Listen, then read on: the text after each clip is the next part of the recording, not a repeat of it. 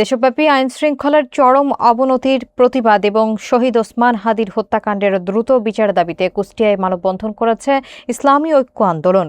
কুষ্টিয়া শহরের প্রাণকেন্দ্রের সংগঠনের জেলা শাখার উদ্যোগে কর্মসূচি অনুষ্ঠিত হয়। মানববন্ধনে বক্তারা হত্যাকাণ্ডের বিচারহীনতার সংস্কৃতি বন্ধের দাবি জানান।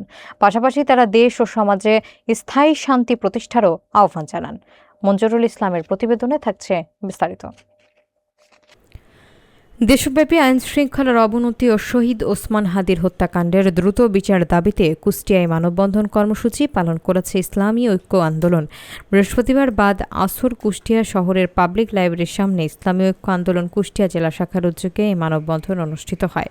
কর্মসূচিতে সভাপতিত্ব করেন সংগঠনের কুষ্টিয়া জেলা শাখার নায়েবে আমির মাওলানা সাইফুল ইসলাম কাসাইম। মানববন্ধনে বিশেষ অতিথি হিসেবে উপস্থিত থেকে বক্তব্য দেন আহত জুলাই যোদ্ধা কুষ্টিয়া শাখার সভাপতি মোহাম্মদ তাজমুল ইসলাম। বক্তারা তাদের বক্তব্যে বলেন, সাম্প্রতিক সময়ে দেশ জুড়ে আইনশৃঙ্খলা পরিস্থিতির অবনতি সাধারণ মানুষের নিরাপত্তাকে মারাত্মকভাবে ঝুঁকির মধ্যে ফেলেছে। শহীদ ওসমান হাদির হত্যাকাণ্ডের দ্রুত এবং দৃষ্টান্তমূলক বিচার না হওয়ায় অপরাধীরা আরও বেপরোয়া হয়ে উঠছে বলেও তারা উল্লেখ করেন। মানববন্ধনে আরও উপস্থিত ছিলেন ইসলামী ঐক্য আন্দোলনের বিভিন্ন পর্যায়ের নেতৃবৃন্দ, যাদের মধ্যে মাওলানা আব্দুল আওয়াল হক্কানি, হাফেজ মাওলানা মোহাম্মদ আনোয়ার হোসেন, হাফেজ মাওলানা আব্দুল আলিম এবং মাওলানা মোহাম্মদ শফিকুল ইসলাম উল্লেখযোগ্য। মানববন্ধন শেষে শহীদ ওসমান হাদির বিদেহী আত্মার মাগফিরাত কামনায় বিশেষ দোয়া এবং মোনাজাত করা হয়। হাদি ভাইয়ের মতো শরীফ উসমান হাদি ভাইয়ের মতো আপনারাও কিন্তু এই বুলেটের আঘাতে অল্প দিনে নিচ্ছিন্ন হতে বাধ্য হবেন।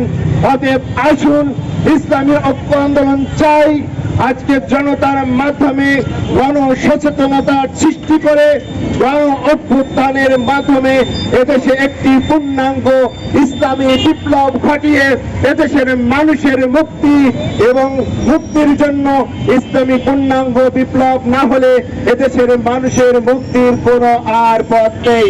আমাদের জুলাই যোদ্ধা আমাদের হাদি ভাই নির্মমভাবে দিনের দুপুরে কিভাবে শহীদ হয়ে গিয়েছেন। আইন শৃঙ্খলার এত অবনতি হয়েছে যেটা আমরা কল্পনা করতে পারি না।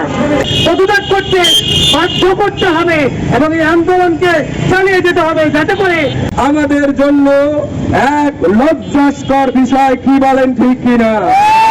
তাই আমি এদেশের আইন শৃঙ্খলা বাহিনীর সর্বোচ্চ যিনি আছেন, স্বরাষ্ট্র উপদেষ্টা থেকে শুরু করে প্রত্যেককে আমি বলছি, আপনাদের দায়িত্ব হচ্ছে এই দেশের গণমানুষের জান-মাল হেফাজত ও নিরাপত্তার দায়িত্ব আপনাদের।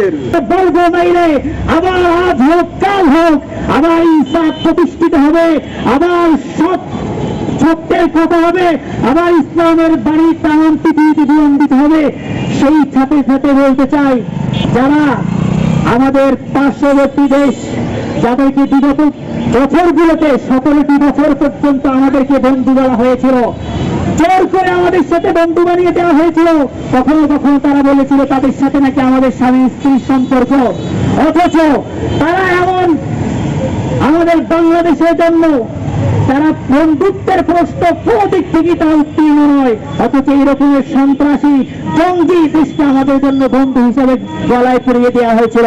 সারা বাংলাদেশ নয়, বরঞ্চ আমাদের পার্শ্ববর্তী যা সন্ত্রাসীদেরকে উস্কে দিচ্ছে, যা সন্ত্রাসীদের আশ্রয় দিচ্ছে, ওই দেশে একটা সময় ইনসাফ প্রতিষ্ঠিত হবে ইনশাআল্লাহ।